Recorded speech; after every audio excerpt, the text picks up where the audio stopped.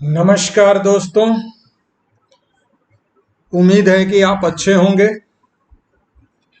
सफल होने के लिए सब कुछ प्रॉपर होना चाहिए और मैं उम्मीद करता हूं कि आप अपनी सफलता का लेख मेरे कलम से लिखें।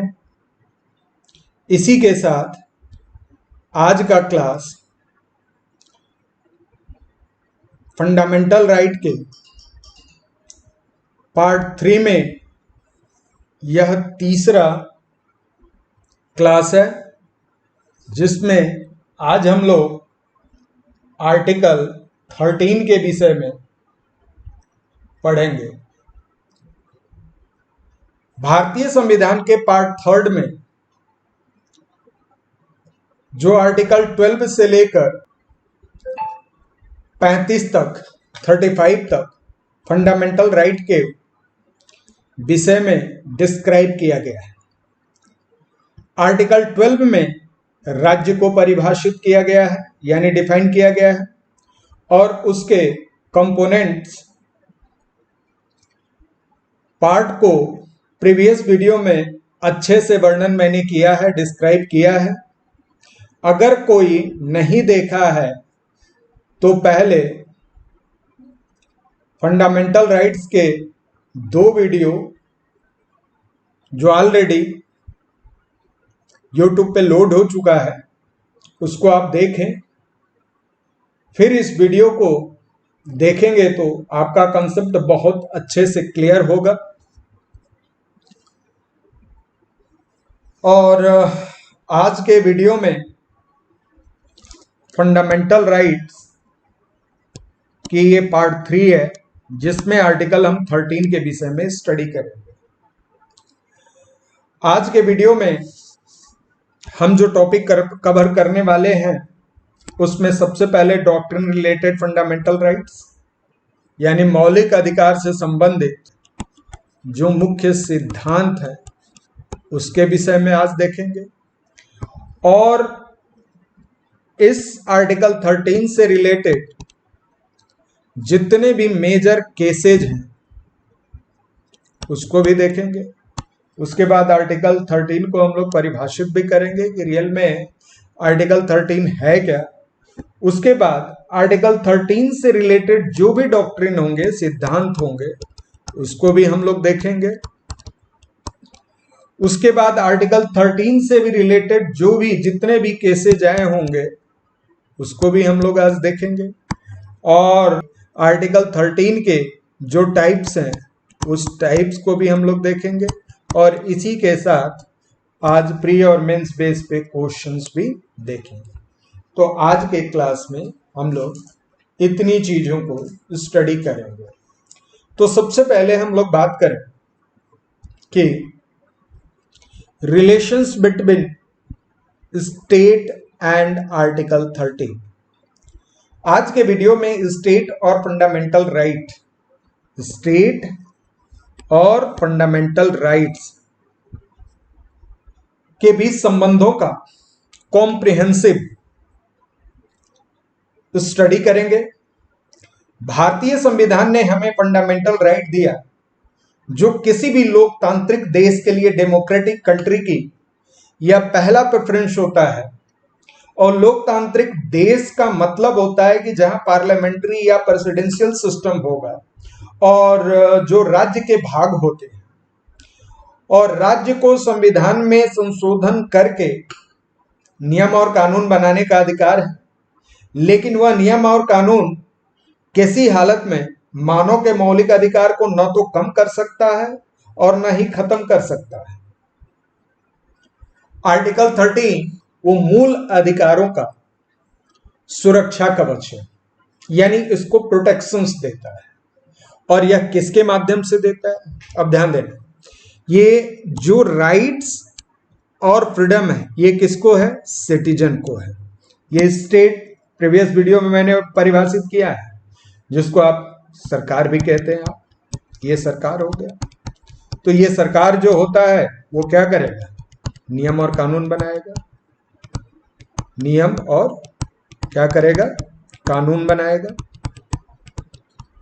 अब ये कानून जो बनाएगा कि यह नियम कानून किसके लिए बनाएगा? सिटीजन्स के लिए बनाएगा। अब बीच में जो होता है हमारी जुडिशियरी सिस्टम यानी कि कोर्ट, या हम लोग कहें सुप्रीम कोर्ट, ये है कोर्ट। तो स्टेट किसके लिए काम कर रहा है? सिटीजन्स के लिए काम कर रहा है। यानी नियम और कानून किसके लिए बना रहा है? सिटीजन्स के लिए बना रहा है। और कौन किसके लिए? Freedom, rights and freedom of citizen, ये हमें कॉन्स्टिट्यूशन ने दिया है। इसको दिया है? सिटीजन्स को दिया है। ठीक है। स्टेट का काम होता है वेलफेयर। स्टेट का मतलब होता है कि वो सिटीजन्स के लिए हमेशा काम करे, और इस सिटीजन्स के लिए जो नियम और कानून बनाएगा वो पहले क्या होगा कि सुप्रीम कोर्ट पहले उसको जस्टिफाई करेगा। और सुप्रीम कोर्ट जस्टिफाई क्यों करेगा? तो और सुप्रीम कोर्ट के यह पावर किसने दिया है? तो वही पावर दिया है आर्टिकल 13 ने, यह पावर दिया है। तो ध्यान से समझना, स्टेट एक तरफ और दूसरे तरफ rights and freedom of citizens. इसके लिए नियम और कानून जो भी होगा वो किससे फिल्टर होके जाएगा? सुप्रीम कोर्ट के। और तो यानी फिल्टर करने की जो कैपेबिलिटी और राइट किसको दिया, किसने दिया है? तो हमारा संविधान दिया है, और वह हमारा कॉन्स्टिट्यूशन जो दिया है आर्टिकल 13 दिया है। तो 13 क्या है? ये मीडिएटर बिटवीन ये fundamental rights and state and justified by supreme court. यह किसके द्वारा जस्टिफाई होगा? सुप्रीम कोर्ट के द्वारा जस्टिफाई होगा। और यह सुप्रीम कोर्ट जो होगा वो आर्टिकल 13 के द्वारा ये हमारे right to freedom, rights and freedom को क्या करेगा कि चेक करेगा कि रियल में वो हमारे किसी भी तरीके के फंडामेंटल राइट को स्टेट कम तो नहीं कर रहा है। अब उसी के में आप देखेंगे बेसिक कंसेप्ट ऑफ आर्टिकल्स। भारतीय संविधान के अंतर्गत कहा गया है कि एक न्यायिक पुनरावलोकन, जिसको हम लोग कहते हैं जुडिशियरी रिव्यू, जैसे कंसेप्ट दिया गया है। और जुडिशियरी जो रिव्यू है वो अमेरिका के संविधान से लिया गया है। और न्यायिक पुनरावलोकन की शक्ति सुप्रीम कोर्ट को दिया गया है आर्टिकल 32, और हाई कोर्ट को दिया गया है 226 आर्टिकल के द्वारा। और आर्टिकल 368 में यह दिया गया है कि संसद जब भी चाहे वो हमारे संविधान में फेरबदल कर सकता है, यानी अमेंडमेंट कर सकता है। तो article 368 amendment of the constitution की बात करता है। और यह कॉन्स्टिट्यूशन में अमेंडमेंट क्यों होगा? तो हमारा आर्टिकल 13, अगर कोई भी चीजें अमेंडमेंट होता है वो भी फंडामेंटल रिलेटेड, अगर आर्टिकल 368 के द्वारा कोई भी अमेंडमेंट हो रहा है तो हमारा आर्टिकल 13 के द्वारा वो चेक करेगा कि हमारे सिटीजन्स के लिए जो राइट मिला है वो कहीं कम तो नहीं कर रहा है, या किसी भी तरीके से खत्म तो नहीं कर रहा है। तो उसको माध्यम ये 368 जो है ये संसद के द्वारा होगा। ये क्या होगा? ये पार्लियामेंट के द्वारा होगा, ये पार्लियामेंट के द्वारा होगा। और पार्लियामेंट जो नियम और कानून बने, अमेंडमेंट कर दिया, अब उसको रिव्यू कौन करेगा? आर्टिकल 32 के अनुसार सुप्रीम कोर्ट करेगा, और आर्टिकल 226 के द्वारा हाई कोर्ट करेगा। और यह सुप्रीम कोर्ट और हाई कोर्ट जो भी सुपरवाइज करेगा, अब ये हाई कोर्ट और सुप्रीम कोर्ट को सुपरवाइज करने का राइट किसने दिया है? तो आर्टिकल 13 दिया है। तो आप ध्यान देना कि कोई भी अगर पार्लियामेंट ने नियम और कानून बना रहे हैं जो आर्टिकल 360 कॉन्स्टिट्यूशनल अमेंडमेंट के द्वारा, तो क्या होगा? सुप्रीम कोर्ट और हाई कोर्ट को यह राइट दिया गया है। यह राइट किसने दिया है? आर्टिकल 13। और inter relations between article 13, article 32, article 226, article 368, ये जब कंबाइंड पार्ट में जब स्टडी करेंगे तब एक्चुअल में आपको आर्टिकल 13 समझ में आएगा। अदरवाइज केवल सिंगल पढ़ेंगे आप तो ऑब्वियस है कि ये पूरा कॉन्सेप्ट क्लियर नहीं होगा। अब आपको ध्यान देना पड़ेगा कि भारत का संविधान जो है वो बना कब था। कॉन्स्टिट्यूएंट असेंबली जो बनी थी आपको पता भी होगा 9 दिसंबर 1946 और संविधान बनकर तैयार हुआ 26 नवंबर 1949 को। और भारत का संविधान पूरी तरीके से लागू कब हुआ? 26 जनवरी यानी 26 जनवरी 1950। और 26 जनवरी 1950 से ही हमारा फंडामेंटल राइट का कॉन्सेप्ट आया। तो ध्यान देना है, इसको मैंने दो पार्टों में डिवाइड किया है कि 90 यानी 26 जनवरी 1950 से पहले और 26 जनवरी 1950 के बाद।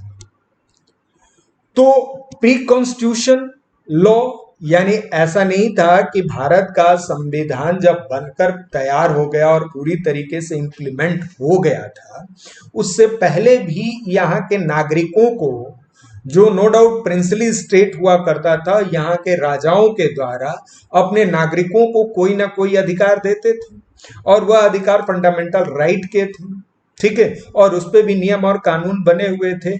और 26 जनवरी 1950 से पहले जो कानून, नियम और कानून बने थे, जो हमारे कहीं ना कहीं फंडामेंटल राइट रिलेटेड होते थे, उसको हम लोग कहते हैं प्री कॉन्स्टिट्यूशनल लॉ, जो आर्टिकल 13 फर्स्ट में दिया है। और उसके बाद जो हमारा कॉन्स्टिट्यूशन जो बन गया और पूरी तरीके से 26 जनवरी 1950 को यानी 26 जनवरी 1950 को जब पॉजिटिवली उसको इंप्लीमेंट कर दिया गया और उस पे जो नियम और कानून बनाया गया था, उसको हम लोग कहते हैं पोस्ट कॉन्स्टिट्यूशनल लॉ, जो आर्टिकल 330 ये जो आर्टिकल 13(2) में दिया है। अब आर्टिकल 13 फर्स्ट जो है उसके पास 3 मैकेनिज्म है, यानी 3 इंस्ट्रूमेंट है।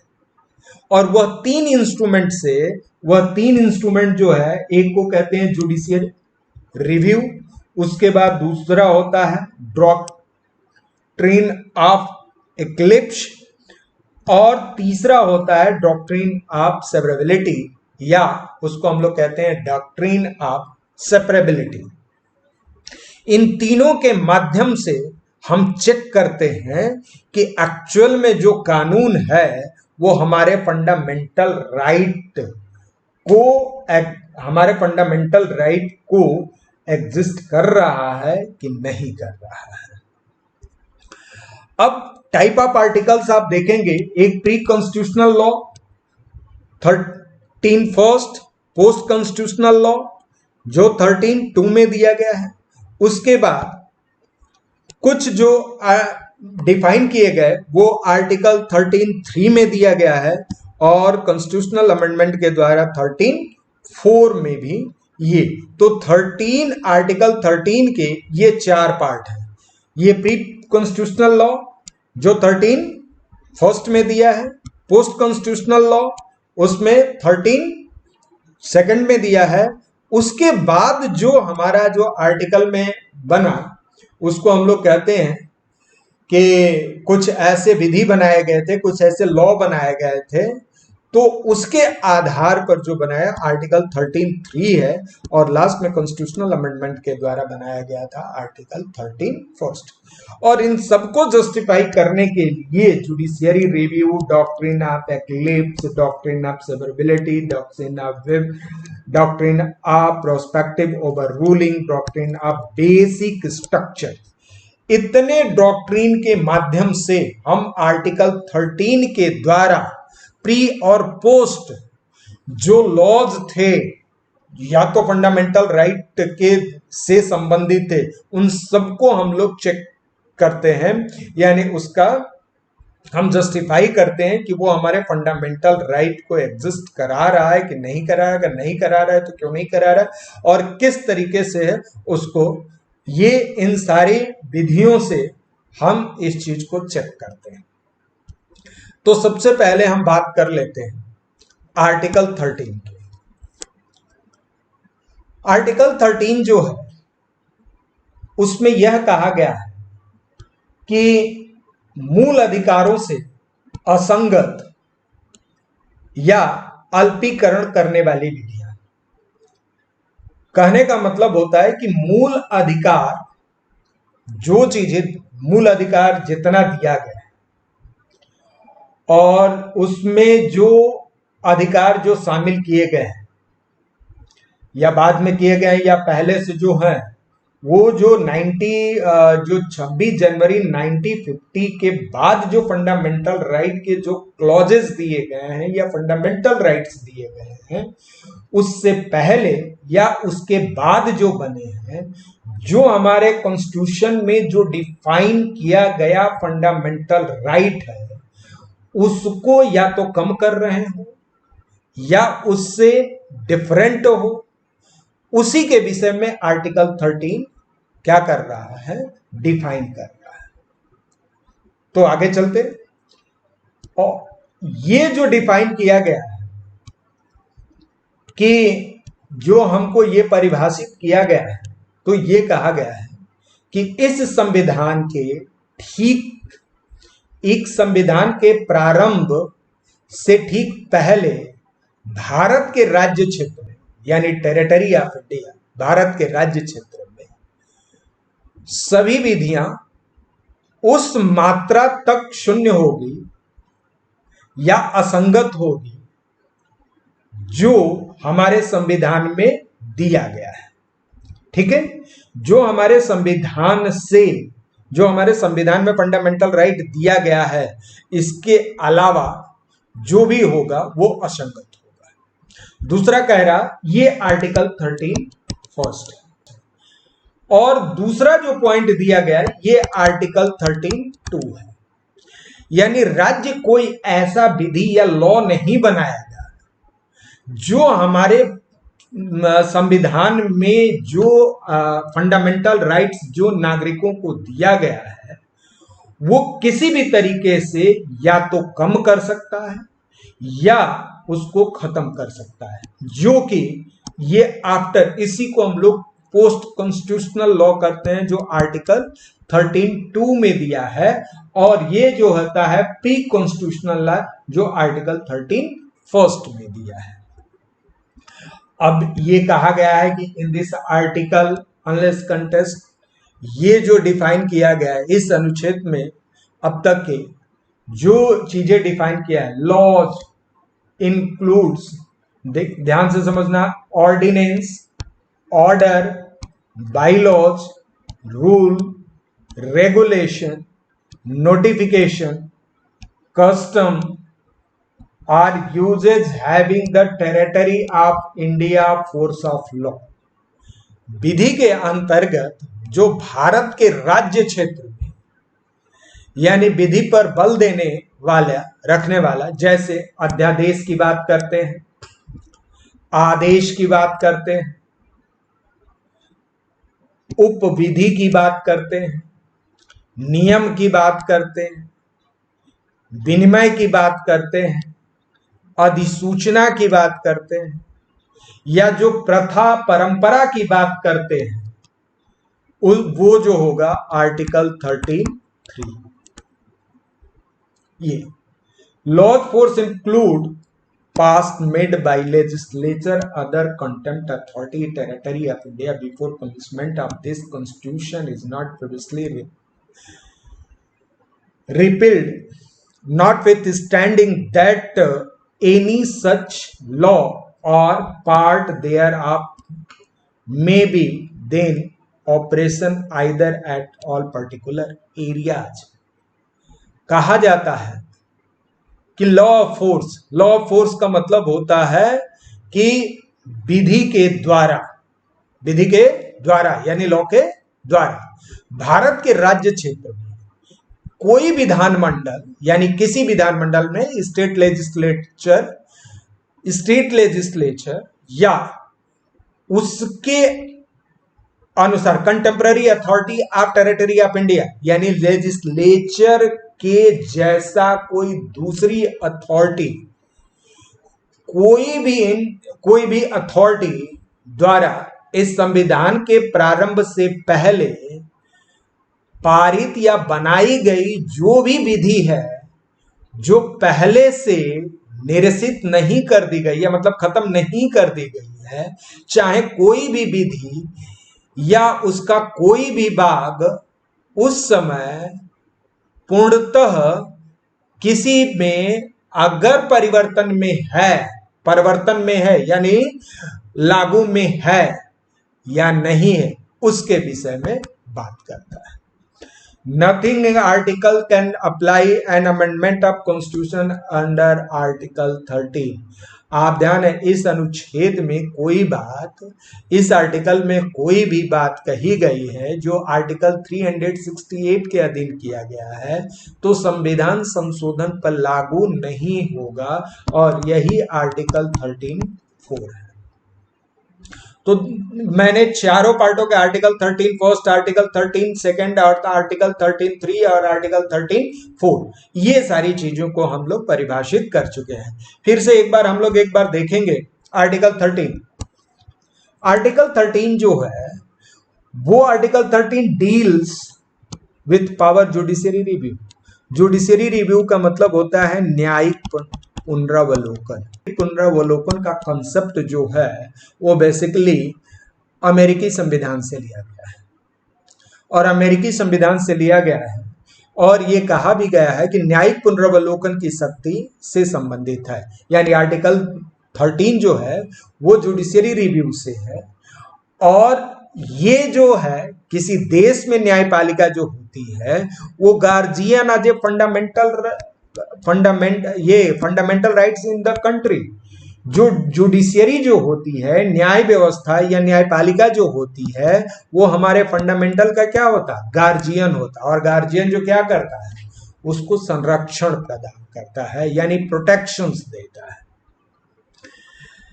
इसका उद्देश्य मूल अधिकारों के विषय में संविधान को सर्वोपरि स्थिति को सुरक्षित रखना है, और न्यायिक पुनरावलोकन किसी भी ऐसी विधि को शक्ति या कोई भी विधायिका या क्षेत्राधिकार इसके विधि निर्माण नहीं कर सकता है जो न्यायपालिका के द्वारा जो हमारे फंडामेंटल राइट्स को कम करता हो, लेजिस्लेटर अल्ट्रा, और ये लेजिस्लेचर जो हो किसी भी तरीके से कम करता हो या उल्लंघन करता हो। तो ध्यान देना, जुडिशियरी क्या करता है कि कोई भी गवर्नमेंट या पार्लियामेंट या लेजिस्लेचर नियम और कानून बनाता है और वो हमारे फंडामेंटल राइट को कम नहीं कर सकते हैं। अब ये जुडिशियरी रिव्यू होता क्या है? अब जुडिशियरी रिव्यू की अगर हम बात करें, जो आर्टिकल 13 में यह कंसेप्ट दिया गया है, तो न्यायिक पुनरावलोकन का मतलब ये होता है न्यायपालिका की उस शक्ति से जिसके अंतर्गत वह पार्लियामेंट और विधायिका के द्वारा जो नियम और कानून बनाया गया है या कोई भी आदेश अगर दिया गया है और वो हमारे फंडामेंटल राइट के प्रतिकूल है, तो उस पे वो समीक्षा कर सकता, उसका रिव्यू कर सकता है। यानी जुडिशियरी उसका क्या कर सकता है कि रिव्यू कर सकता है। और यह जो कंसेप्ट जो जुडिशियरी रिव्यू है वो बेसिकली यूएसए के संविधान से लिया गया था। उसको पावर ऑफ जुडिशियरी इन, उसको हम लोग कहते हैं मार्बरी वर्सेस मेडिसन। ये 1813 में न्यायपालिका के अंदर यानी हमारी जुडिशियरी के अंदर एक पावर दिया गया और उस पावर को ही हम लोग कहते हैं जुडिशियरी रिव्यू। और जुडिशियरी रिव्यू जो है ये भारतीय संविधान में, अगर देखा जाए इंडियन कॉन्स्टिट्यूशन में, भारतीय संविधान में न्यायपालिका को डायरेक्ट वे में पुनरावलोकन जुडिशियरी रिव्यू का पावर नहीं दिया गया है। जनरली अगर देखा जाए तो आर्टिकल 137 के, ध्यान देना, आर्टिकल 137 में के अंतर्गत यह पावर दिया गया है, जुडिशियरी को यह पावर दिया गया है, खासकर सुप्रीम कोर्ट को यह पावर दिया गया है कि उसके द्वारा जो भी निर्णय दिए गए हैं या आदेश दिए गए हैं उस पे वो रिव्यू कर सकता है। वो क्या कर सकता है? रिव्यू कर सकता है। यानी आर्टिकल 137 में यह मेंशन किया गया है कि सुप्रीम कोर्ट जो भी डिसीजंस दिए हैं, जो भी ऑर्डर दिए हैं, उस पर वो रिव्यू कर सकता है। न्यायालय के द्वारा सुनाए गए निर्णयों एवं आदेशों की पुनरावलोकन करने की शक्ति दी गई है। लेकिन संविधान के अंतर्गत यानी इंडियन कॉन्स्टिट्यूशन के अंतर्गत कुछ स्पेशल प्रोविजंस भी दिए गए हैं जिससे जुडिशियरी को जुडिशियल रिव्यू की पावर प्राप्त है। जुडिशियली रिव्यू का पावर प्राप्त है। जैसे अगर हम बात करें तो वह आर्टिकल यानी सुप्रीम कोर्ट को और अदर न्यायालय को यह पावर प्राप्त है कि वो जुडिशियरी रिव्यू कर सकता है। आर्टिकल पहले 13 की बात अभी मैंने कहा कि ये जुडिशियरी रिव्यू करने की शक्ति, जो पावर जो देता है वो आर्टिकल 13 देता है। इसके अलावा आर्टिकल 32, 131, 136, ये आप ध्यान देना, आर्टिकल 131 से लेकर 136 तक ये किसी भी डिसीजंस को क्या कर सकते हैं? रिव्यू करने का अधिकार दिया गया है। Article 143, article 226, article 245, article 246, article 251, article 254 and ये जो दिया गया आर्टिकल 372 के अंतर्गत ये ऐसे कुछ रिस्पॉन्सिबिलिटी सुप्रीम कोर्ट को दिया गया है, जुडिशियरी को दिया गया है, जिससे वो जुडिशियरी रिव्यू कर सकता है। तो ध्यान देना, आर्टिकल 13 क्यों इंपॉर्टेंट है फंडामेंटल राइट में? क्योंकि इसके बिना फंडामेंटल राइट आप समझ ही नहीं सकते हैं। क्योंकि फंडामेंटल राइट को रिव्यू करने के जो शक्ति देता है वो आर्टिकल 13 देता है। किसको दिया है? सुप्रीम कोर्ट को दिया है, जुडिशियरी को दिया है। और इससे हमको पता चलता है कि जब भी हमारे लिए फंडामेंटल राइट्स में कोई भी नियम और कानून बनाए जाएंगे, क्या हमारे फंडामेंटल राइट को कम कर रहे हैं या एबॉलिश कर रहे हैं या रिड्यूस कर रहे हैं या किसी भी तरह के कम कर रहे हो, तो वो हमारा सुप्रीम कोर्ट जो है उसको प्रोटेक्शन देगा। वह प्रोटेक्शन किसके आधार पर मिला है? आर्टिकल 13 के द्वारा मिला है। या डॉक्ट्रिन ऑफ सेवरेबिलिटी, यह एक क्या है? फिल्टर है। और यह कैसा फिल्टर है? और ये फिल्टर, जैसे आपने देखा होगा कि फिल्टर में हम कोई चीज क्या करते हैं? छानने का काम करते हैं। जैसे ही वो फिल्टर का काम करता है तो ये जो ऊपर जो होगा ये प्री कॉन्स्टिट्यूशनल लॉ है। ये है प्री कॉन्स्टिट्यूशनल लॉ। ये हम देखते हैं प्री कॉन्स्टिट्यूशनल लॉ, ठीक है।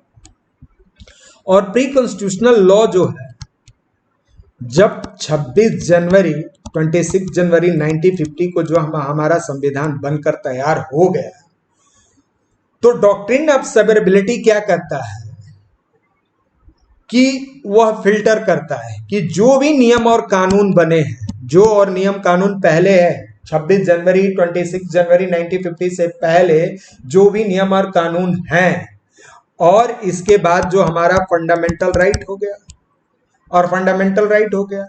अब जो फंडामेंटल राइट अब क्या करते हैं, वो सारे लॉ जो है इस फिल्टर में डालते गए, और जब फिल्टर में डालते गए और मान लो एक राइट है, 2 राइट है, 3 राइट है, 4 राइट, 5, 6, 7, 8, 9, 10। सपोज दैट कि हमने 10 राइट्स जो है इस फिल्टर में डाल दिया, यानी फिल्टर मतलब है डॉक्ट्रिन ऑफ सब्सिबिलिटी में हमने डाल दिया। पता चला कि 1, 2, 3, 7, 9, 10 यह जो है वो हमारे फंडामेंटल राइट के एग्जिस्ट कर रहा है। तो इसका मतलब कि जो बचा है वो बचा कौन है? 4 है, 5 है, 4 है, 5 है, 6 है। और ये जो आप देखते हैं 3, वो क्या करता है? उसको फिल्टर करने का काम करते हैं। इसी को हम लोग डॉक्ट्रिन ऑफ सेवरेबिलिटी कहते हैं। यानी यह जो 3 जो राइट्स जो है वो हमारे फंडामेंटल राइट्स से मैच नहीं खा रहा है या एग्जिस्ट नहीं कर पा रहा है, या उसको हम लोग कह सकते हैं कि वो इनकंसिस्टेंट है। तो उस आधार पर ये 4, 5, 6 जो है इनकंसिस्टेंस है। यानी तो वो जो होगा ये 1, 2, 3, 4 जो 1, 2, 3, 5, 1, 2, 3 और 7, 9, 10 यह जो होगा वो छन के बाहर आ जाएगा। इसका मतलब कि वो हमारे फंडामेंटल राइट को सपोर्ट कर रहा है या फेवर में है या एग्जिस्ट कर रहा है। और आर्टिकल ये जो लॉ जो है 4, 5, 6 जो वो सेपरेट कर देगा। इसी को कहते हैं कि यदि कोई विधायी का ये दोनों ही का काम हो सकता है, प्री कॉन्स्टिट्यूशनल या ध्यान देना पोस्ट कॉन्स्टिट्यूशनल। अगर दोनों में नियम और कानून बनाए गए हैं तो डॉक्ट्रिन ऑफ सेवरेबिलिटी से हम चेक कर लेते हैं कि वो हमारे फंडामेंटल राइट के अकॉर्डिंग है कि नहीं। अगर नहीं है तो वो क्या होता है, इसी को असंगत कहते हैं। अगर तो ध्यान देना यही 4, 5, 6 जो होगा वो हमारे फंडामेंटल राइट से असंगत होगा और इसको हम लोग क्या करेंगे? एलिमिनेट कर देंगे। इसको हम लोग क्या कर देंगे? अलग कर देंगे। और इसको अलग कर देंगे और जो 1, 2, 3, 7, 9, 10 जो होगा वो हमारे फंडामेंटल राइट को एग्जिस्ट करेगा। तो ये जो हमारे वो एग्जिस्ट करेगा जिसकी वजह से हम ये फंडामेंटल राइट का वो पार्ट होगा। और ये प्री कॉन्स्टिट्यूशनल लॉ और पोस्ट कॉन्स्टिट्यूशनल लॉ दोनों ही केस में होता है। और इसी को क्या कहते हैं? अगर हम लोग कॉन्स्टिट्यूशन में जो मेंशन किया गया है, जो लैंग्वेज यूज किया गया है, ये इफ एनी लेजिस्लेचर पॉस ये जो कि कोई भी कॉन्स्टिट्यूशन जब डिक्लेयर किया जाता है तो कोर्ट इसको डिसाइड कौन करता है? कोर्ट। ये कोर्ट जो एक्सटेंड सच एन इनकंसिस्टेंसी और इनकंसिस्टेंसी है तो उसको अलग कर देगा। तो instead of declaration entire law as illegal only that portion of law में बी रिमूव्ड विच जो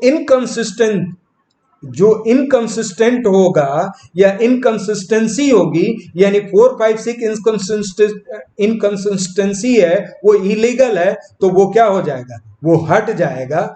और इसी को हम लोग कहते हैं डॉक्ट्रिन ऑफ सेवरेबिलिटी। का मतलब होता है कि मूल अधिकारों से जो असंगत होता है, यानी कि जैसे 4, 5, 6 ये असंगत हो गया, वो क्या हो जाएगा? उसको पृथककरण कर देंगे। सेवरेबिलिटी का मतलब होता है पृथककरण का सिद्धांत। और ध्यान देना इसमें जो कहा गया है कि मिनर्वा मिल्स केस में, अभी हम लोग के आगे केस पढ़ेंगे, मिनर्वा मिल्स 1980 में सुप्रीम कोर्ट ने इनवैलिडेटेड क्लॉजेज 4 and 5 आर्टिकल 368 और 42 अमेंडमेंट में 1976 में यह जोड़ा गया था, ये जो इनवैलिडेटेड कर दिया। तो आगे हम लोग उसको स्टडी करेंगे। तो सबसे पहले हम लोग देखें डॉक्ट्रिन ऑफ सेवरेबिलिटी। और डॉक्ट्रिन ऑफ सेवरेबिलिटी जो होते हैं, जो हमारे जो मूल अधिकार है उससे जो असंगत है उसको यो पृथक करने का काम करता है। अब डॉक्ट्रिन ऑफ एक्लिप्स का मतलब होता है शैडो, यानी हाइड।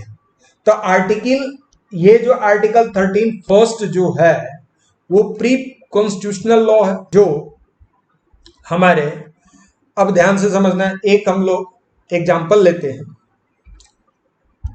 जैसे अभी हम लोग पढ़े हैं doctrine of severability. Doctrine of severability में हमने क्या किया था, एक फिल्टर का यूज किया था, ठीक है, फिल्टर का यूज किया था। और फिल्टर का यूज करने के बाद हमने 1 to 10 क्या किया था, ये लॉ को इस फिल्टर से पास कराया था। और पास कराने के बाद पता चला कि हमारे पास जो था 1 2 3, उसके बाद 7 9 10, ये जो पार्ट है जो हमारे फंडामेंटल राइट के अकॉर्डिंग है। तो इसका मतलब है 4 5 और 6 नहीं है। तो यह 4 5 6 जो होता है वो ऐसा नहीं कि इसको पूरी तरीके से खत्म कर दिया जाए, तो उसको एक्लिप्स कर देता है। वो हमारा फंडामेंटल राइट उसको क्या कर लेता है, छुपा लेता है। और इन फ्यूचर अगर इससे रिलेटेड, ध्यान देना, इससे रिलेटेड कोई भी अगर लॉज बनता है तो वो फिर से क्या होता है, एक्टिव हो जाता है। उसको हम लोग कहते हैं डॉक्ट्रिन ऑफ एक्लिप्स। यानी आर्टिकल 13 फर्स्ट में संविधान के लागू होने से पूर्व, यानी 26 जनवरी 1950, ठीक है, से पहले जो भी नियम और कानून थे जो हमारे फंडामेंटल राइट से असंगत थे, यानी कि इनवैलिड थे, उनको क्या किया गया है कि डॉक्ट्रिन ऑफ एक्लिप्स के द्वारा उसको छुपा लिया गया है। जिस तरीके से आपको पता भी होगा कि हमारे ज्योग्राफी में जब जियोमॉर्फोलॉजी में आप पढ़ते हैं तो जियोमॉर्फोलॉजी में वोल्केनो 3 टाइप्स के होते हैं। एक होता है स्लीपिंग, एक होता है एक्टिव और एक होता है डेड। तो ध्यान देना कि जो डॉक्ट्रिन ऑफ एक्लिप्स है वो स्लीपिंग आर्टिकल होंगे, न कि वो डेड होंगे। जैसे ही कोई इन फ्यूचर या किसी भी तरीके से कोई भी क्लॉज जुड़ता है, अगर वो क्लॉज अगर इसमें है तो पुनः वह क्या हो जाता है, जीवित हो जाता है। इसी तरीके का एक केस आया था, Bhikaji Narayan case versus MP. उसमें यह कहा गया था कि, ध्यान देना, यह भीखाजी नारायण केस में यह कहा गया था कि कोई भी अगर प्री कॉन्स्टिट्यूशन से पहले और बाद में जो भी बना है वो क्या होता है, ये इनकंसिस्टेंसी अगर होती है तो वो डेड नहीं होता है, वो स्लीपिंग मोड में चला जाता है और डॉक्ट्रिन ऑफ एक्लिप्स उसको एज ए छुपा लेता है। दूसरा ये कहा गया है कि अंबिका मिल केसेज एंड सुप्रीम कोर्ट में एक केस आया अंबिका मिल केस में। तो इन्होंने क्या बताया, इन्होंने ये कहा कि मान लो कोई कंपनी है और कंपनी में कोई रूल और रेगुलेशंस बने, कुछ रूल और रेगुलेशंस बने, और वह रूल और रेगुलेशन जो होता है हमारे सिटीजन्स के फंडामेंटल राइट को क्या करता है, कम करता है। तो क्या फंडामेंटल राइट उस कंपनी पे लागू होगा कि नहीं लागू होगा? तो कंडीशन ये होगा कि कंपनी जो है, जिसमें अंबिका मिल केस में और सुप्रीम कोर्ट ने यह इस डॉक्ट्रिन ऑफ एक्लिप्स में ये कहा कि कंपनी पे लागू होगा, लेकिन वह चीज जो होगा वो सिटीजन्स पे लागू नहीं होगा। थोड़ा सा क्लियर करते हैं। कहने का मतलब होता है कि कोई भी चीज जो हमारे कोई भी रूल बना वो कंपनी के लिए बनता है, और कंपनी जो है, कंपनी में काम करने वाले जो सिटीजन्स हैं उन पे, तो क्या सिटीजन के फंडामेंटल राइट को वो कम कर रहा है? अगर वो कम कर रहा है तो वो क्या होगा कि वो इनवैलिड हो जाएगा, लेकिन कंपनी के जो अदर रूल है वो काम करेगा। वो ऐसा नहीं है कि सुप्रीम कोर्ट ने यह परिभाषित किया डॉक्ट्रिन ऑफ एक्लिप्स के द्वारा कि वह कंपनी पे लागू होगा लेकिन वो सिटीजन्स पर लागू नहीं होगा। उसको हम लोग कहते हैं डॉक्ट्रिन ऑफ एक्लिप्स। अब doctrine of waiver, doctrine of waiver का मतलब ही क्या होता है? डॉक्ट्रिन ऑफ वीवर का मतलब ही होता है कि अधिजन्य का सिद्धांत, मतलब त्यागने का सिद्धांत। कहा जाता है कि यह जनरली यूएसए के, यह संयुक्त राज्य अमेरिका में लागू है, परंतु भारतीय परिस्थितियों पर विचार करते हुए भारतीय संदर्भ में इसे निरस्त कर दिया गया है। ये क्या कर दिया गया है कि भारतीय संदर्भ में इसको इन्फ्रिज कर दिया गया है, निरस्त कर दिया गया है। इसके अनुसार कोई व्यक्ति अपने अधिकार को स्वेच्छा से त्याग नहीं सकता है। ध्यान देना, स्वेच्छा से हम अपना फंडामेंटल राइट, अपने अधिकार को स्वेच्छा से त्याग नहीं कर सकता, और राज्य को उसके अधिकारों को उल्लंघन करने की अनुमति नहीं दे सकता है। ध्यान देना, ध्यान से समझने वाली चीज है कि ये डॉक्ट्रिन ऑफ वेबर्स ने कोई भी व्यक्ति संविधान द्वारा अधिकारों को स्वेच्छा से त्याग नहीं सकता है, यानी स्वेच्छा से उसको खत्म नहीं कर सकता है। मौलिक अधिकार केवल व्यक्तिगत हित के लिए नहीं दिया गया है। जो फंडामेंटल राइट्स जो दिए गए हैं वो केवल व्यक्तिगत हित के लिए नहीं दिया गया है, लोक नीति यानी पब्लिक पॉलिसी के आधार पर जनसाधारण के लिए, यानी आम जनता के लिए, आम जनता के हित के लिए संविधान में यह क्या किया गया है, इंक्लूड किया गया है, समाविष्ट किया गया है। अतः डॉक्ट्रिन ऑफ वेबर उन अधिकारों पर लागू नहीं होता है। सिंपल लैंग्वेज में अगर कहें, सरल शब्दों में अगर कहें, कोई भी व्यक्ति अपने अधिकारों को स्वेच्छा से त्याग नहीं कर सकता है। यह राज्य को उसके अधिकारों को उल्लंघन करने की अनुमति नहीं देता है, यानी राज्य ने जो उसे अधिकार दिया है, यानी कॉन्स्टिट्यूशनल ने जो अधिकार दिया है, वो सिटीजन उसको क्या कर सकता है, उल्लंघन नहीं करता, इन्फ्रिज नहीं कर सकता है। अब हम लोग देखते हैं doctrine of prospective over ruling. इसको हम लोग कहते हैं भूतलक्षी सिद्धांत या भावी परिवर्तन का सिद्धांत। तो कहा जाता है, ध्यान देना, कि यह अगर हम बात करें तो भूतलक्षी जो दिया गया है, this is USA invention, it first pronounced supreme court Golaknath case. यह ध्यान देना, यह भी जो doctrine of prospective over ruling है वो बेसिकली अगर देखा जाए तो यह यूएसए से लिया गया है। पहली बार सुप्रीम कोर्ट ने इसका जो डिस्क्राइब किया था वो गोलकनाथ केस में किया था, और उसमें यह बताया गया है, यह गोलकनाथ केस में कहा गया है, और इसमें यह स्पेशली सुप्रीम कोर्ट ने क्या कहा है, मूल अधिकार का प्रभाव भूतलक्षी नहीं है, जिसको रेट्रोस्पेक्टिव कहते हैं, रेट्रोस्पेक्टिव नहीं है, बल्कि इसका उसका भावी प्रभाव है। इसका कंटेम्प्ररी क्या होता है, अर्लियर इफेक्ट है। भारतीय संविधान के परिवर्तन, यानी भारतीय संविधान के लागू होने के पूर्व कि जो लॉज थे, मौलिक अधिकार को उस प्रभाव या उस स्थिति में होगा जिस स्थिति में उसे लागू किया गया था, या कहने का मतलब ये होगा कि संविधान से पूर्व जो भी अधिकार एवं दायित्व दिए गए हैं और जो जितना पार्ट उल्लंघन करेगा, जितना पार्ट इन्फ्रिज करेगा, उसको क्या करेंगे कि उसको हटा देंगे और सारी चीजों को क्या करें, इम्प्लीमेंट कर देंगे। उसी को रेट्रोस्पेक्टिव कहते हैं। अब होता है बेसिक स्ट्रक्चर। मूलभूत सिद्धांत में यह कहा गया है कि इस अकॉर्डिंग के द्वारा आर्टिकल 13(2) में कहा गया है कि राज्य ऐसी कोई भी विधि नहीं बनाएगा जो हमारे मूल अधिकार को कटौती करता हो। ध्यान देना, मूल अधिकार को कटौती करता हो। यह संविधान के लागू होने के बाद यह प्रश्न सामने आया कि क्या आर्टिकल 368 के तहत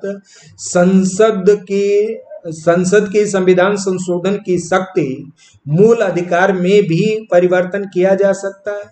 संविधान के पार्ट 4 में नीति निर्देशक तत्व यानी डीपीएसपी में, यानी कि डायरेक्टिव प्रिंसिपल और स्टेट पॉलिसी में दिया गया है, जिनका मुख्य उद्देश्य होता है सोशल इकोनॉमी डेमोक्रेटिक की स्थापना करना, और इसका मेन उद्देश्य जो होता है राज्य की नीतियों द्वारा लागू करने के लिए संसद ने आरंभ से ही संपत्ति के अधिकार को सीमित करने के लिए संविधान को संशोधन की नीति अपनाई, जिसे मूल अधिकार में हस्तक्षेप के आधार पर चुनौती दी गई और संसद द्वारा मूल अधिकारों में संशोधन और उसके द्वारा निर्णयों पर आधारित है। और उसमें यह भी बताया गया है, ध्यान से समझना, कि इसमें हमारा फंडामेंटल राइट की जहां तक बात करते हैं कि डॉक्ट्रिन ऑफ बेसिक स्ट्रक्चर की बात करते हैं कि बेसिक स्ट्रक्चर बेसिकली क्या होता है और उसको किस तरीके से प्रभावित कर सकते हैं, तो बेसिक स्ट्रक्चर में यह दिया गया है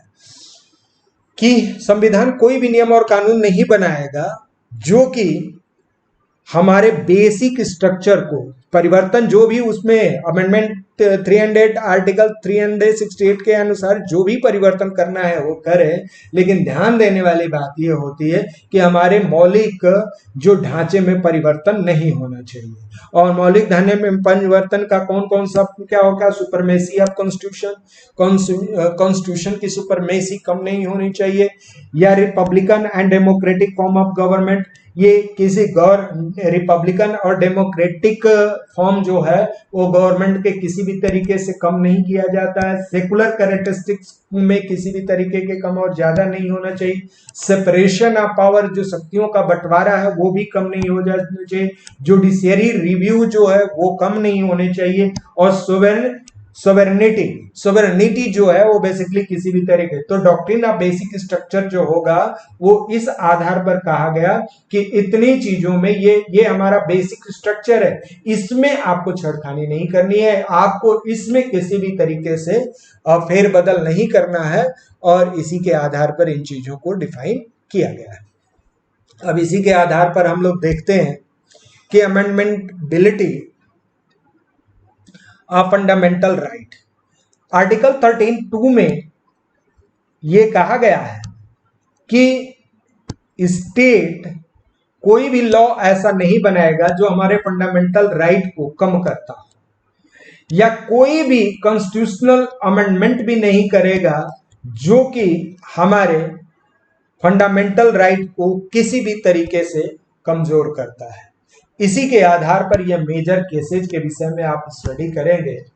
सबसे पहले शंकरी प्रसाद, अगर हम बात कर ले शंकरी प्रसाद की, जो 1951 में आया था, उसके बाद गोलकनाथ 1967, ये 24th constitutional amendment 1971, Keshavananda Bharti बना यह जो 1973, और 42 अमेंडमेंट 1976, मिनर्वा में 1980, और IR कोले केस जो 2017, ये हम लोग एक एक करके देखते हैं। तो ध्यान देना, शंकरी प्रसाद केस में क्या कहा गया था? इसमें यह कहा गया था कि जो सुप्रीम कोर्ट है, ध्यान देना, सुप्रीम कोर्ट ने यह निर्णय दिया कि संविधान संशोधन सामान्य विधि नहीं है, अतः आर्टिकल 13 के अनुसार, ये आर्टिकल 13 को आर्टिकल 368, तो ध्यान देना, आर्टिकल 13 और आर्टिकल 368 के अधीन स्वीकार करते हैं। न्यायालय ने संसद को मूल अधिकारों में संशोधन करने का अधिकार को स्वीकार कर लिया। इस प्रकार मूल अधिकार संसद के, तो कहा गया है कि आर्टिकल 13 और आर्टिकल 13 को आर्टिकल 368 के अधीन स्वीकार करते हुए यह सुप्रीम कोर्ट ने कहा कि संसद यानी पार्लियामेंट जो है, ये पार्लियामेंट जो है वो क्या कर सकता है, हमारे कॉन्स्टिट्यूशन के, ये जो आप ध्यान देना कि कॉन्स्टिट्यूशन के मूल अधिकार जो फंडामेंटल राइट है उसमें क्या कर सकता है, पार्लियामेंट अमेंडमेंट कर सकता है। किसके द्वारा? पार्लियामेंट 368 के द्वारा। यानी पार्लियामेंट जो क्या करता है कि फंडामेंटल राइट में संशोधन कर सकता है। ठीक है, ये जो शंकरी प्रसाद के केस में 1951 में ये कहा गया कि आर्टिकल 13 के द्वारा और आर्टिकल 368 के द्वारा पार्लियामेंट को यह अधिकार दिया गया कि वो कॉन्स्टिट्यूशन के फंडामेंटल राइट में क्या कर सकता है, अमेंडमेंट कर सकता है। यानी संसद के संशोधन करने की शक्ति के अधीन आ गया। यानी संसद जब भी चाहे, वो चाहे तो फंडामेंटल राइट में क्या कर सकता है कि अमेंडमेंट कर सकता है। लेकिन अब यही क्या हुआ, गोलकनाथ केस में इन्होंने कहा था, जो 1951 में, ध्यान देना कि 1951 में जो यह शंकरी प्रसाद जो केस थे, उसमें जो दिया गया था कि पार्लियामेंट जो होगा, वो पार्लियामेंट क्या कर सकता है कि हमारे फंडामेंटल राइट में क्या कर सकता है, अमेंडमेंट कर सकता है, यानी संशोधन कर सकता है।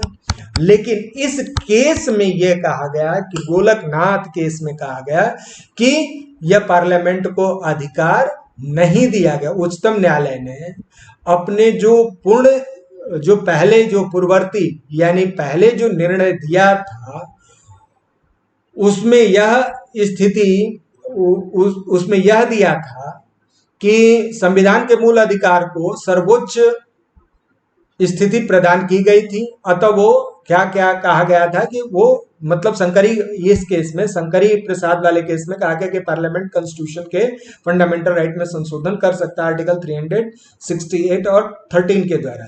लेकिन ये गोलकनाथ केस में कहा गया कि पार्लियामेंट को यह राइट नहीं दिया गया है, संशोधन करने का राइट नहीं है। अब उसके बाद आया 24th अमेंडमेंट 1971। इस अधिनियम में अब क्या किया गया कि इसी अधिनियम में आर्टिकल 13 में एक क्लॉज जोड़ा गया, एक नया खंड जोड़ा गया और यह कहा गया, ध्यान से समझना, 24th अमेंडमेंट कॉन्स्टिट्यूशनल अमेंडमेंट 1971 में जब जोड़ा गया था, तो ये इसको हम लोग कहते हैं फोर्थ। और उसमें क्या किया गया कि एक क्लॉज जोड़ा गया और ये कहा गया कि आर्टिकल 368 जो कॉन्स्टिट्यूशनल अमेंडमेंट की बात करता है के अधीन, यानी आर्टिकल 368 के अकॉर्डिंग जो कॉन्स्टिट्यूशनल अमेंडमेंट सामान्य विधि नहीं है, अर्थात आर्टिकल 13 संविधान के संशोधन करने वाले अधिनियमों पर लागू नहीं होगा। इस प्रकार राज्य के पास एक बार फिर मूल अधिकार संशोधन करने की शक्ति निहित हो गई। यानी 24th अमेंडमेंट के द्वारा इनडायरेक्ट वे में यह कहा गया है कि संसद को यह अधिकार दिया गया है कि वो फंडामेंटल राइट में अमेंडमेंट कर सकता है। लेकिन 24th अमेंडमेंट के अकॉर्डिंग ये कहा गया है कि आर्टिकल 13 के अंतर्गत जो आर्टिकल 368 के अधीन कोई भी संविधान संशोधन अगर हुआ है, वो सामान्य विधि नहीं है और उस पे क्या होगा, सामान्य विधि नहीं है। और आर्टिकल 13 संविधान के संशोधन करने वाले अधिनियमों पर लागू नहीं होगा। यानी आर्टिकल 13 के द्वारा, ध्यान देना, जो आर्टिकल 368 के द्वारा कोई नियम बना, मान लो कि कोई ए नियम बनाया गया है, तो आर्टिकल 13 उस पे इंप्लीमेंट नहीं होगा। जब आर्टिकल 13 इंप्लीमेंट नहीं होगा तो कहा गया कि वो सामान्य विधि पर आर्टिकल 13 के अंतर्गत आर्टिकल 368 के अधीन जो संवैधानिक संशोधन किया गया वो सामान्य विधि नहीं है और इस पर आर्टिकल 13 संविधान संशोधन करने वाले अधिनियमों पर लागू नहीं होगा। जो आर्टिकल 368 के द्वारा एक अमेंडमेंट किया गया और मान लो वह अमेंडमेंट ए है, तो आर्टिकल 13 पे उस पे कुछ नहीं कर सकता है, वो उस पे लागू नहीं होगा।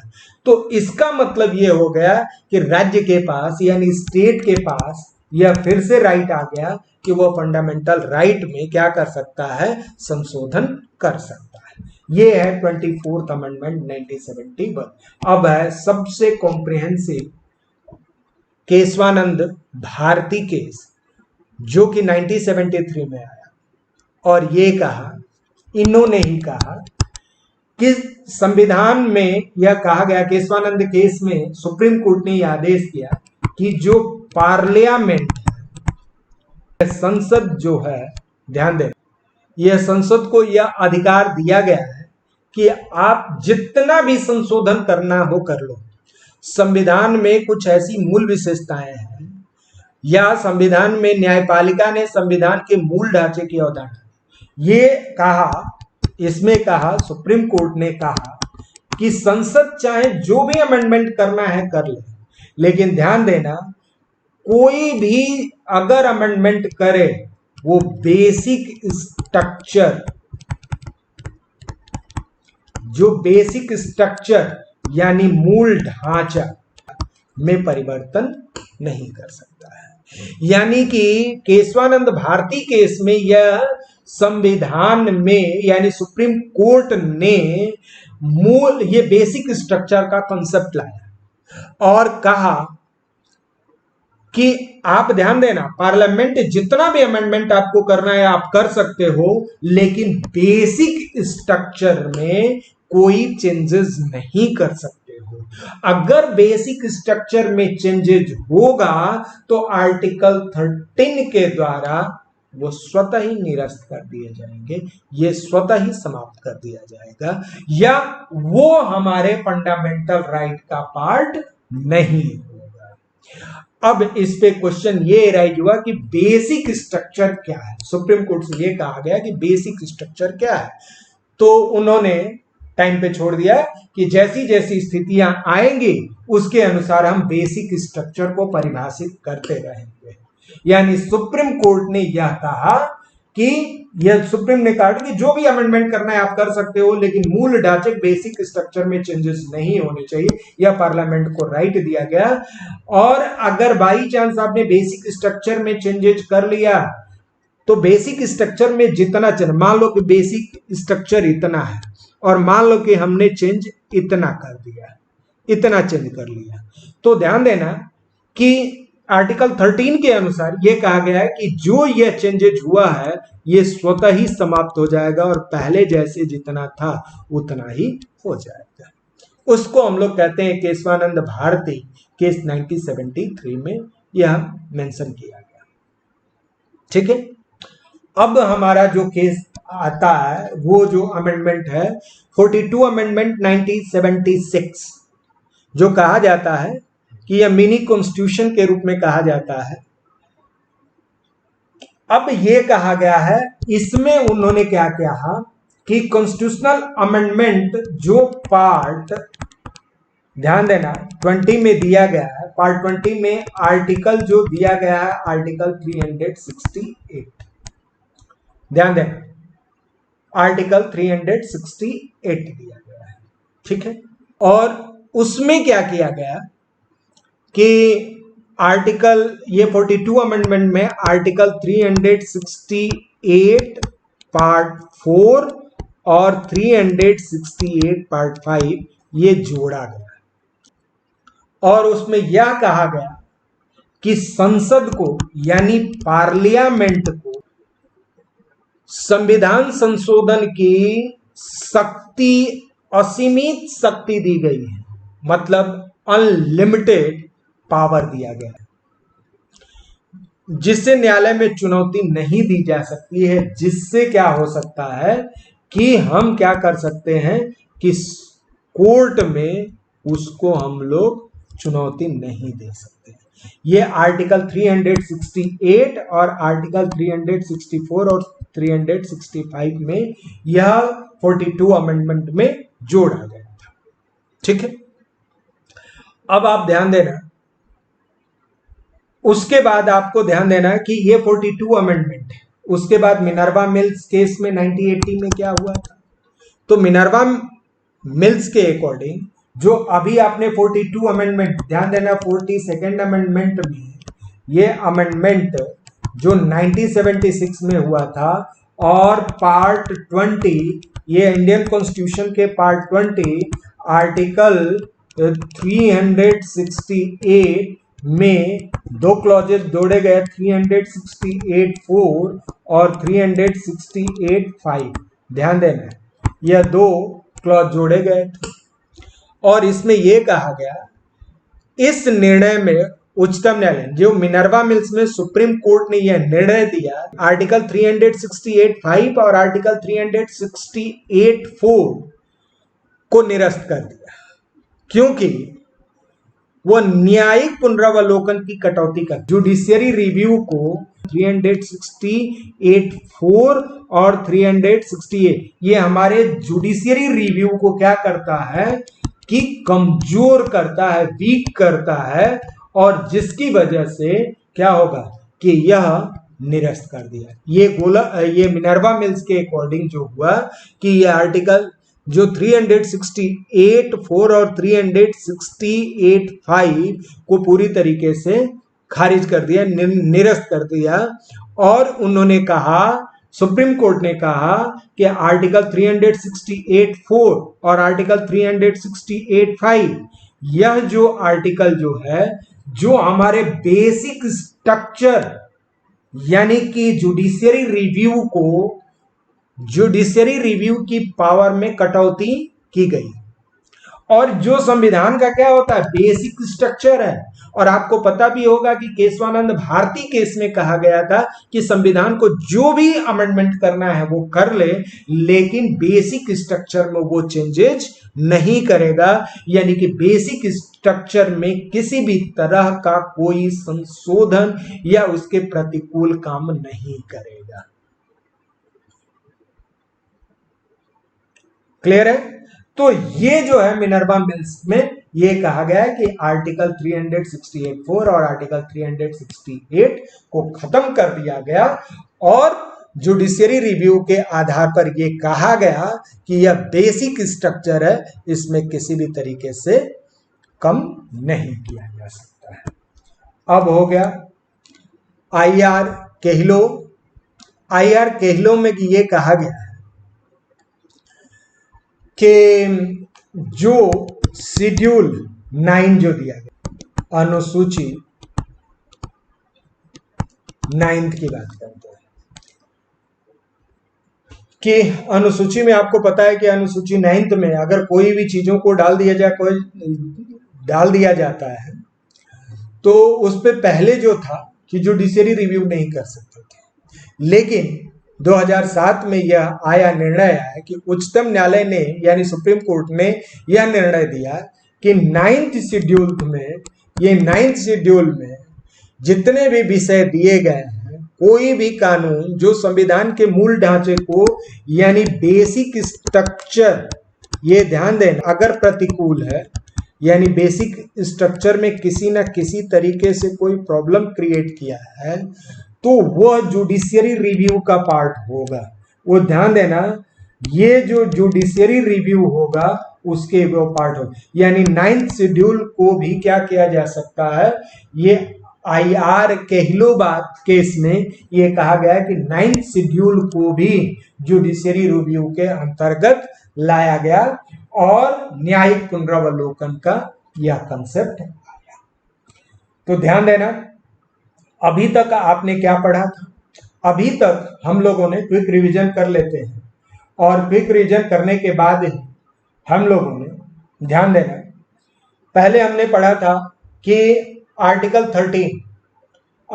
13 जो है स्टेट और फंडामेंटल राइट्स के बीच संबंधों को स्टडी करते हैं।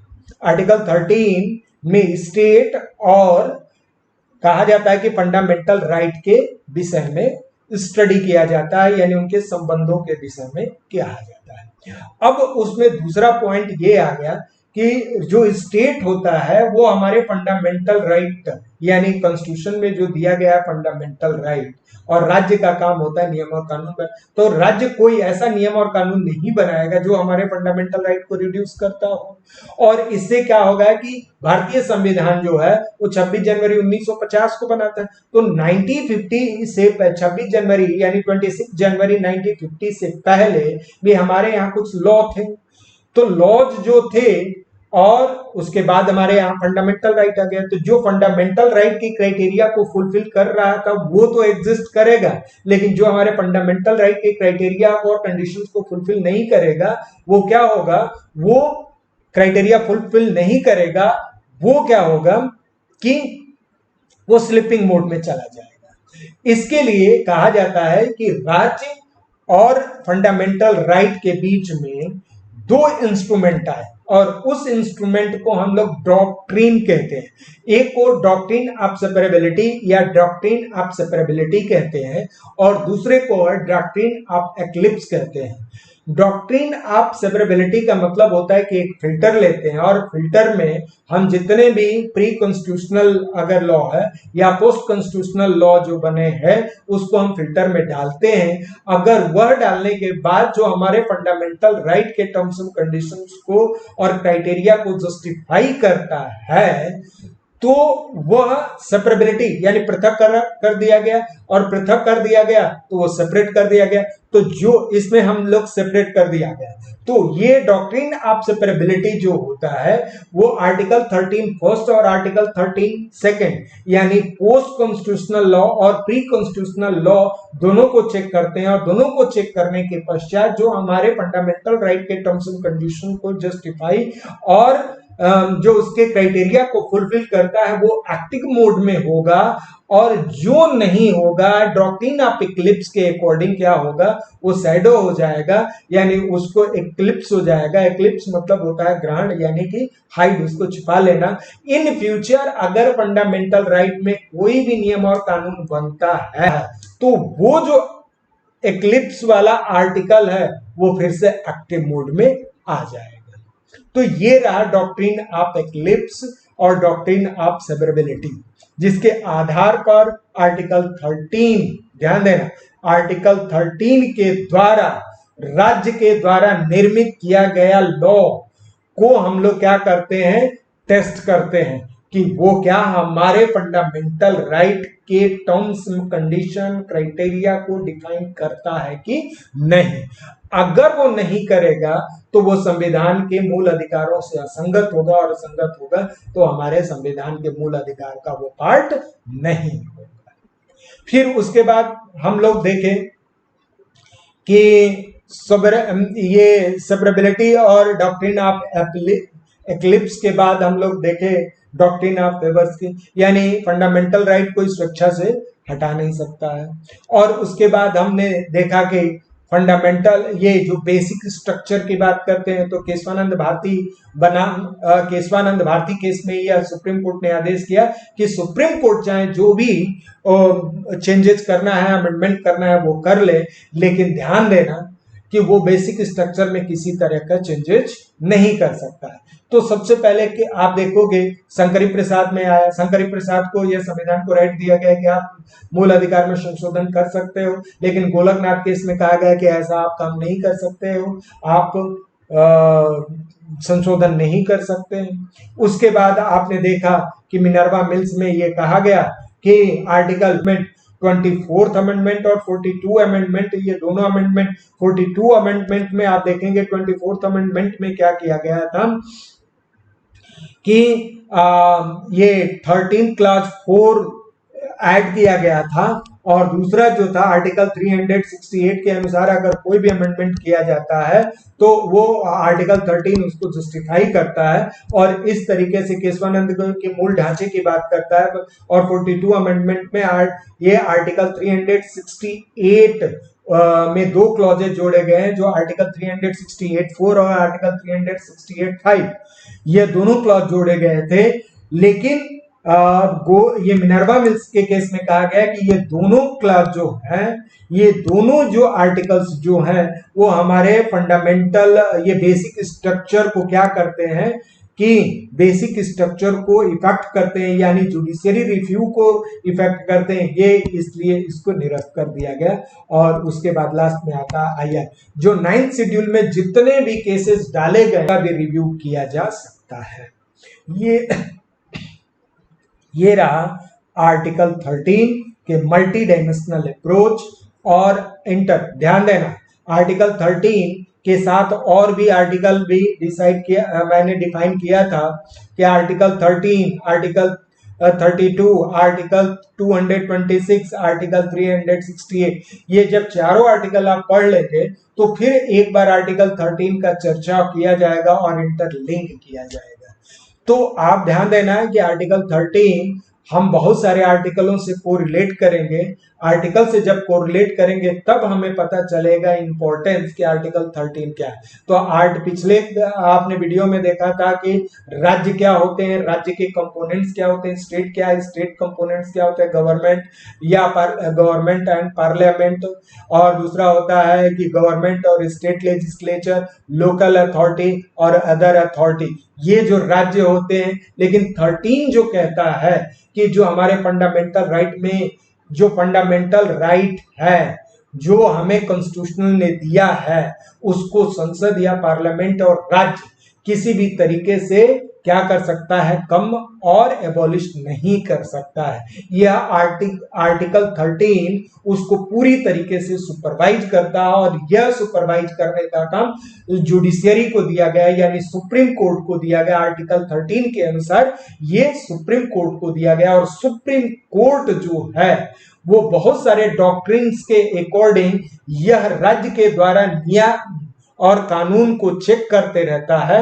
अगर डॉक्ट्रिन ऑफ सेपरेबिलिटी और डॉक्ट्रिन ऑफ एक्लिप्स के आधार पर वो क्या करता है कि फंडामेंटल राइट की क्राइटेरिया, टर्म्स एंड कंडीशन को जस्टिफाई कर रखता है ताकि एक सिटीजन को उसके फंडामेंटल राइट को किसी भी तरीके से कम न किया जा सके और किसी भी तरीके से एबॉलिश न किया जा सके।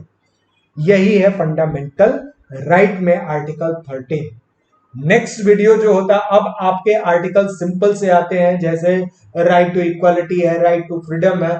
ये जो अब बात करते हैं, ये आर्टिकल 12 और 13 ये पूरे फंडामेंटल जो फंडामेंटल राइट को समझने के लिए ये बेसिक कंसेप्ट के टूल्स हैं। अगर इन टूल्स को आपने अगर नहीं समझा है तो फंडामेंटल राइट नहीं समझ में आएगा, और फंडामेंटल राइट नहीं समझ में आएगा तो आप समझ सकते हो कॉन्स्टिट्यूशन का बेसिक कंसेप्ट आपको नहीं पता चलेगा, और जब बेसिक कंसेप्ट नहीं होगा तो इंडियन पॉलिटिकल सिस्टम और खुद के राइट्स जब आपको पता नहीं होगा तो फिर आप सब्जेक्ट को बहुत अच्छे तरीके से प्रेजेंट नहीं कर पाएंगे, न ज्यादा स्कोर कर पाएंगे और न प्री पॉइंट ऑफ व्यू पे क्वेश्चंस को भी अच्छे तरीके से सॉल्व कर पाएंगे।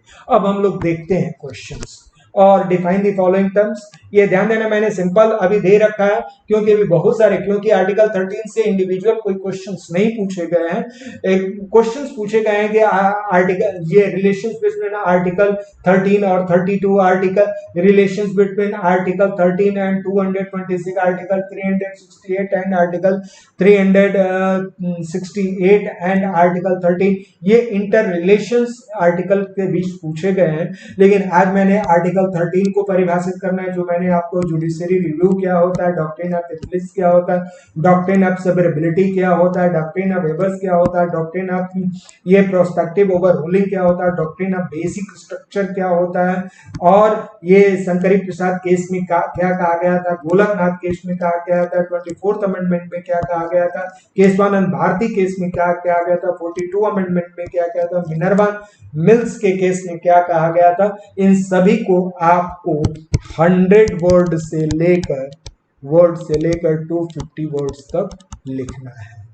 तो ध्यान देना, इस वीडियो को अगर अच्छे से समझें होंगे तभी इस क्वेश्चन को बहुत अच्छे से, और ध्यान देना अपने शब्दों में लिखेंगे तो आप ज्यादा से ज्यादा नंबर स्कोर करेंगे। किताब की लैंग्वेज, बुकिश लैंग्वेज आपको लिखना नहीं है, और अपने कंसेप्ट के साथ अपने ओन वर्ड होने चाहिए। अपने शब्दों में जब परिभाषित करें तो आपको ज्यादा से ज्यादा अंक प्राप्त होगा।